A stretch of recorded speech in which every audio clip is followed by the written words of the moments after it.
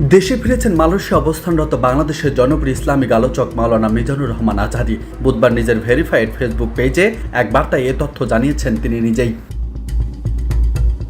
Facebook পোস্টে তিনি লিখেছেন, আলহামদুলিল্লাহ, সালামতে প্রিয় মাতৃভূমিতে এসে পৌঁছালাম। পরম করুণাময় এই প্রত্যাবর্তনকে বরকতময় করুন, দুয়ার নিবেদন। পারিপার্শ্বিক কিছু কারণ দেখিয়ে 2020 সালের ফেব্রুয়ারি মাসে মিজানুর রহমান আজহারী মালয়েশিয়ায় চলে যান। এরপর থেকে তিনি সেখানেই অবস্থান করছেন। নিজের ভেরিফাইড ফেসবুক পেজেও ওই ভিডিও বার্তায় তিনি বলেন, অনেকে আমাকে মেসেজ করে ও ব্যক্তিগতভাবে ফোন করে জানতে চেয়েছেন আমি কবে দেশে ফিরব। আমি তাদের বলতে চাই আমি দ্রুত দেশে ফিরব। আপনাদের সঙ্গে দেখা করার অপেক্ষাতে রয়েছে আমি নিজেও।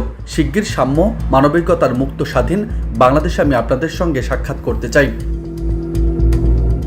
দীর্ঘ ভিডিও বার্তায় তিনি বলেন, তাজা রক্তের মাধ্যমে যারা আন্দোলনকে সফল করেছেন সেই শহীদদের শ্রদ্ধাভরে স্মরণ করছি ও রুহের মাগফিরাত কামনা করছি। আহতদের দ্রুত সুস্থতা কামনা করছি। বৈষম্য বিরোধী আন্দোলনে যারা নেতৃত্ব দিচ্ছেন এবং এখনও কষ্ট করে যাচ্ছেন তাদের শুভেচ্ছা জানাই। ফেসবুক পোস্টে সদ্য পদত্যাগী স্বৈরাচার সরকারের পতনের ঘটনা সামনে এনে তিনি বলেন, ক্ষমতার দম্ভে আমরা নিজেদের প্রকৃত অবস্থান ভুলে যাই, যা ইচ্ছে তাই আচরণ করি মানুষের সঙ্গে। কিন্তু সাম্প্রতিক ঘটনা আমাদের দেখিয়ে দিল কোনো অত্যাচারই দীর্ঘস্থায়ী নয়। তাই এসব ঘটনা থেকে আমাদের শিক্ষা নিতে হবে। তিনি বলেন, যারা নতুন সরকার ব্যবস্থায় আসবে তাদেরকেও এই বিষয়টি মনে রাখতে হবে এবং শিক্ষা নিতে হবে। তাদেরকেও অত্যাচার পরিহারের পথ অবলম্বন করতে হবে।